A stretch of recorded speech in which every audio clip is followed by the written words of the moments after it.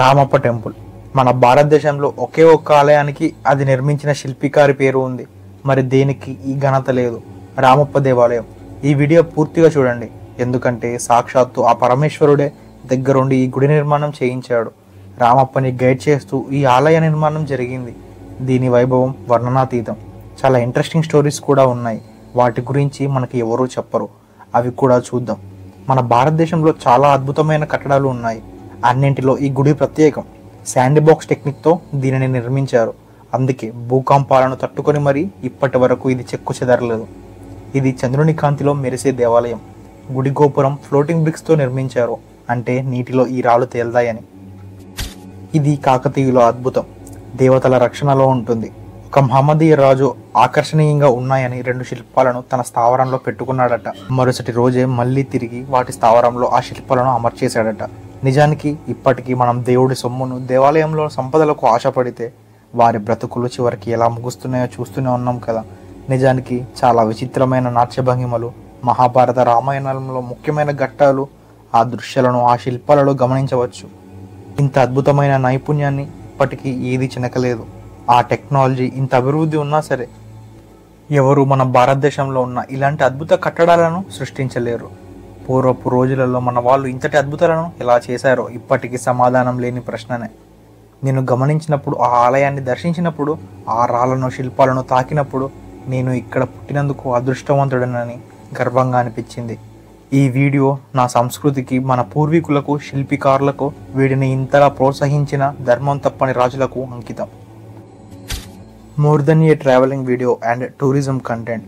సూక్ష్మంగా ఈ గుడి స్థల పురాణం గురించి, శిల్పశాస్త్రాన్ని బేస్ చేసుకొని నిర్మించిన ఈ ఆలయ వైభవాన్ని, ఈ శిల్పాలలో దాగి ఉన్న విజ్ఞానాన్ని పరిచయం చేస్తాను. క్షీరసాగర మదనం, కన్నయ్య వస్త్రాలు దొంగలించే దృశ్యం, శివుడి నటరాజ స్వరూపం, శిలా శాసనం గోపురం మీద అండ్ లోపల భాగంలో శ్రీచక్రాలు, వాటిలో కూడా ఎన్నో రకాల కథలు, వాటిని అందంగా చెక్కారు. ఆ 526 ఏనుగులు, యుద్ధానికి సిద్ధమనేలా నంది విగ్రహం, నక్షత్ర ఆకారంలో అవుట్లైన్, ఆ ఏనుగులు ఆ గుడి గోడల మీద భలే చెక్కారు. ఒక్కో ఏనుగు ఒక్కో ఆకార రూపం. రామప్ప ఆలయం.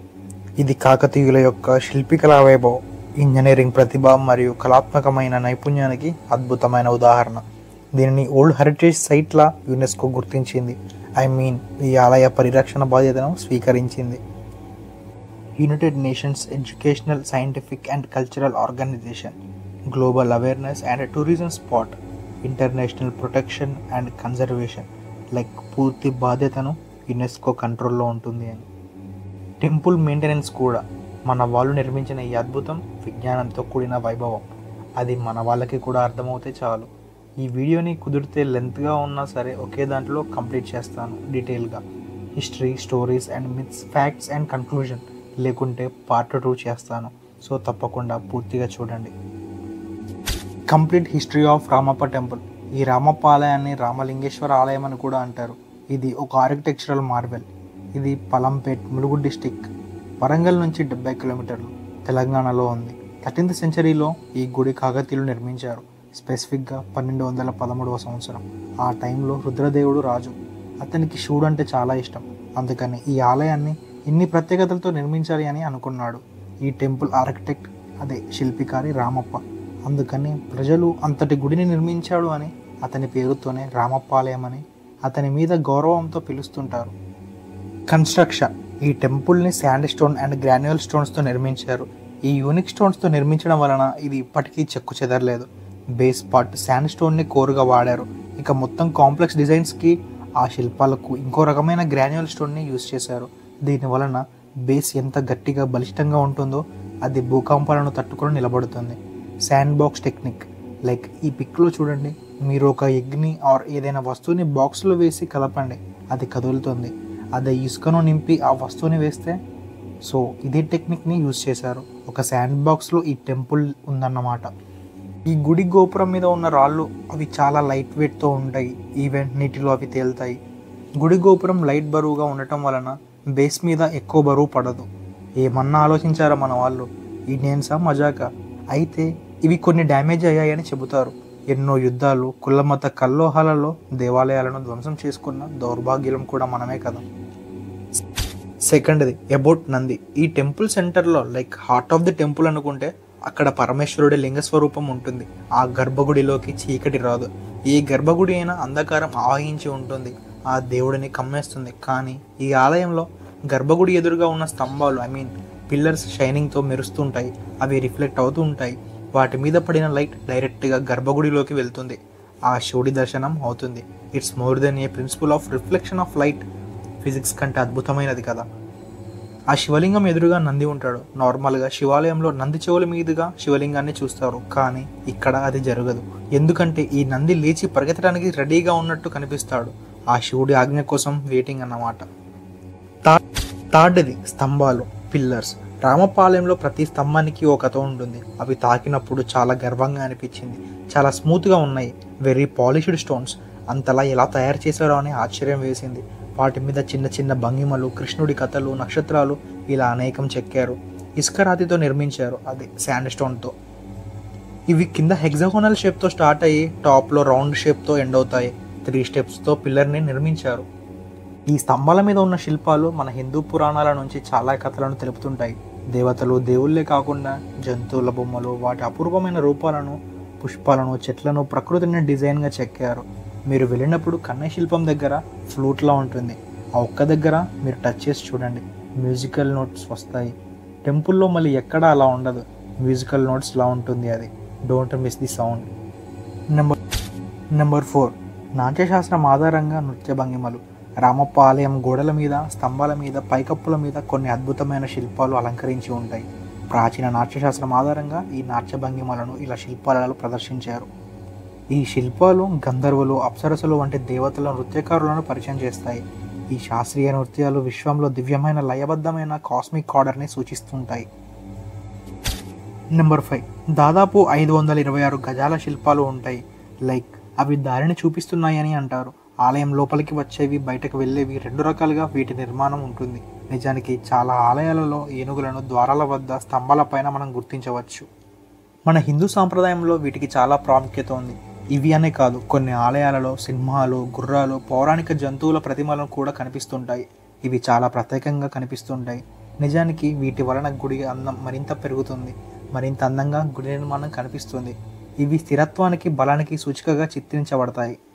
గుడి నిర్మాణంలో అలాంటి పెద్ద పెద్ద రాళ్లను మోసే క్రమంలో ఈ ఏనుగులు చాలా ప్రాముఖ్యతను వహించాయని, వాటికి కృతజ్ఞతగా గుర్తుగా ఈ ఏనుగులను ఆలయం మీద చిత్రీకరించారని చెబుతారు.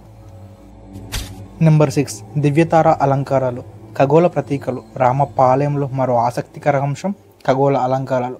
ఆలయ నిర్మాణం, శిల్పాలు, కొన్ని రాళ్ల స్థానాలను పరిశీలిస్తే అవి నక్షత్రాలు, గ్రహ నక్షత్రాల పట్ల ఆంతర్యామి సంబంధాన్ని ప్రతిబింబిస్తాయి. Astronomy and astrology are very relatable aspects of science and traditions. Simply a lunar calendar clears every doubt that makes sense. జ్యోతిషం అనేది మన జీవిత విధానాన్ని నిర్ణయించడం కాదు, అది ఈ విశ్వానికి సంబంధించిన జ్ఞానం. సో ఐ రిక్వెస్ట్, అందరూ జాతకాన్ని చులకనగా చూసి మాట్లాడకండి. It's a life science. Number 7 dance floor. చాలామందికి తెలియని ఆశ్చర్యం కలిగించే విషయం ఇది. ఈ ఫ్లోర్ స్పెషల్గా శాండ్ బేస్డ్ మిక్చర్తో తయారు చేశారు. ఈ ఫ్లోర్ మీద నృత్యం చేస్తే ఇక్కడ రివైబ్రేషన్స్ ఆ వైపు చాలా దూరం వరకు ప్రతిధ్వనించేది. స్పెషల్ రిచువల్స్, స్పెషల్ డేస్లో చేసే ఉత్సవాలు, సెలబ్రేషన్స్, ఇవి అన్నీ ఆ ఆలయం నుంచి చుట్టుప్రక్కల ఉన్న వాటిని ప్రతిస్పందించేలా చేస్తాయి. It's more like A construction based on sound engineering. Number 8 small holes on pillars. ఈ వీడియోలో చూడండి, స్తంభానికి ఉన్న ఈ డిజైన్స్, చిన్న చిన్న రంధ్రాలు ఎలా చెక్కారో. Very fine finishing. అండ్ ఆ షేప్స్ చూడండి, ఇవి సౌండ్ని యాంప్లిఫై చేస్తూ ఉంటాయి. గుడిలో మంత్రాలు, మ్యూజిక్, నృత్యాలు, ప్రత్యేకమైన పూజలు, ఇవి జరిగే సమయాలలో సౌండ్ రివైబ్రేట్ అవుతుంటాయి. ఈ ఆలయంలో గర్భగుడిలో గాలి ఫ్రీగా వచ్చేందుకు గుడి మొత్తం నిత్యం ఫ్రెష్ వాతావరణాన్ని కలిగి ఉండేలా ఇవి చేస్తాయి. It's like ventilation. మన తెలంగాణలో వాతావరణం వేడిగా ఉంటుంది, సో ఇలా నిర్మించడం వలన ఆలయం లోపల అంత ప్రభావం ఉండదు, వేడి ప్రభావం అంతలా ఉండదు. మన పూర్వీకులు నిర్మించిన ఆలయాలు చాలా ప్రత్యేకంగా వాతావరణాన్ని దృష్టిలో పెట్టుకొని దానికి తగ్గట్టు నిర్మించేవారు. చాలా అద్భుతం కదా ఇది. నెంబర్ 9 భీమా రివర్. రామప్ప ఆలయం భీమా నదికి సమీపంలో ఉంటుంది. ఈ గుడి సహజ వనరులని బేస్ చేసుకొని నిర్మించారు. ఈ నది తీరంలో దొరికే పదార్థాలు నిర్మాణానికి అవసరమైన బలం, దృఢత్వాన్ని అందించాయి. ఈవెన్ ఈ శిల్పాలను ఈజీగా చెక్కేందుకు ఇక్కడి నుండి లభ్యమైన రాళ్ళే మెయిన్. ఫైన్ అండ్ షైనింగ్, దీని వల్లనే వచ్చాయి. నైట్లో చంద్రకాంతికి ఈ గుడి, ఈ శిల్పాలు అన్నీ మెరుస్తుంటాయి. ఇది అద్భుతం కదా. Number 10, lastly scientific concepts behind architecture. Sand box technology. ఇది ఎర్త్క్వేక్స్కి రెసిస్టెన్స్లా పనిచేస్తుంది. It absorbs vibrations. Interlocking pillar designs స్టెబిలిటీని ఎన్హాన్స్డ్ చేసిన ఇంజనీరింగ్ టెక్నాలజీస్తో దీన్ని నిర్మించారు. Floating bricks. గుడి గోపురం పైన ఇలాంటి లైట్ వెయిట్ బ్రిక్స్ ఉండడం వల్ల ఇట్ రెడ్యూసెస్ రూఫ్ వెయిట్. ఇది స్టెబిలిటీని ఇస్తుంది. Holes in walls. ఇది వెంటిలేషన్లో పనిచేస్తుంది. Star shaped outline. దీని వలన లోడ్ అనేది చాలా ఈక్వల్గా డిస్ట్రిబ్యూట్ అవుతుంది ఆ డిజైన్ అలా ఉండటం వలన. చివరి వరకు ఈ వీడియో చూసామంటే మన పరిచయం ఈ సృష్టిలో నిర్ణయించబడింది అని. ఈ జర్నీలో మనం ఒకరికొకరు సాయం చేసుకుని ముందుకు వెళ్దాం. Thanks for watching. Do subscribe. సర్వం శివం జగత్.